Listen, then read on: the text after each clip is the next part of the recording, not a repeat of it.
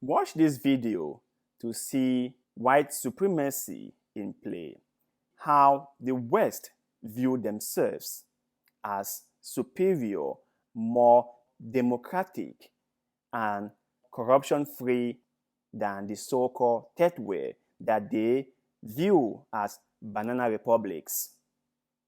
Watch. Why are vulnerable countries still so debt-stricken? Why is there still corruption? What is your response to that? You really want me to answer you? I do. Okay.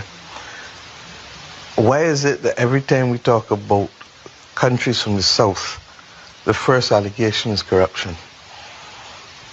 Last time I checked, in the USA and the UK and Europe, they're riddled with corruption, but nobody says that they're not capable of achieving their objectives because of corruption. Why is it that we're not talking about the fact that these countries became independent, having allowed those countries that colonized them to extract significant portions of their wealth, such that we had no proper housing, no proper education, no proper healthcare systems, no proper legal systems, no proper across the whole stream, and certainly nothing to do with building social capital like community development and cultural enterprises. And what has happened is therefore that we have spent the time since independence trying to give our people what the global north has taken for granted and has supported by the extrication of centuries of wealth to give their people out of our blood, sweat and tears. Now, when our blood, sweat and tears finances the Industrial Revolution, and the Industrial Revolution then causes the climate crisis, and then I have to pay for the consequences of the climate crisis because of the Industrial Revolution financed by our blood, sweat and tears, then I think they have no moral authority to tell me anything about the financing of the climate or about why we don't have enough. I have to say this, right? In all fairness, most third world countries are very corrupt. Yeah, they are corrupt. Africa in particular is super corrupt. Let's be honest, is super corrupt. There are leaders in Africa who are so corrupt that you barely can find words to describe them. They are there, so many, they are there. We have politicians in Africa who, whatever they do, they will require something in return. And embezzlement has become the order of the day. People in power have embezzled everything that the country has to offer. And that is why the common person in the street has nothing to live for. But let's not get it confused to think that Africa is the only corrupt place, or there is corruption only in Africa. No, that's very wrong. That's very short-sighted way of looking at it. The West is also corrupt. America is super corrupt. Their giant institutions are corrupt. Their multi-million-dollar companies are corrupt. All of them. Ask yourself,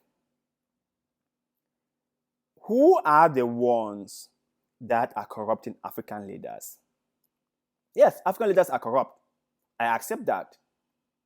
But who are the ones giving them millions upon millions upon millions of dollars? Most Africans cannot corrupt their leaders with that amount of money. Most individuals cannot corrupt the Africans with that kind of money. So, who can then carve out $1 million, 2, 3, 4, 10 million to corrupt an African leader?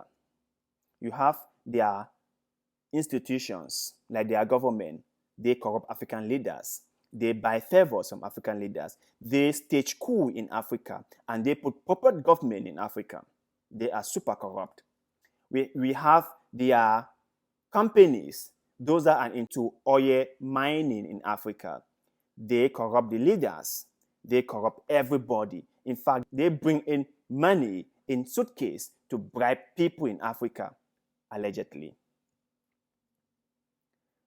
So, to see a Western journalist saying that how can countries grow and progress when there is too much corruption is so hypocritical and cynical, because America is so corrupt.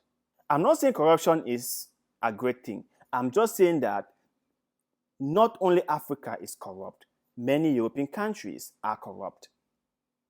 Many people are corrupt. So if we are really serious with ourselves, if we really want to stop corruption, the people who are out there corrupting the leaders must stop corrupting them. The people who are in Congo corrupting military people in order to mine resources in Congo must stop doing that. The people giving ammunition and financial support to groups in Africa in order to set confusion, and by so doing put a puppet government in power, should stop it.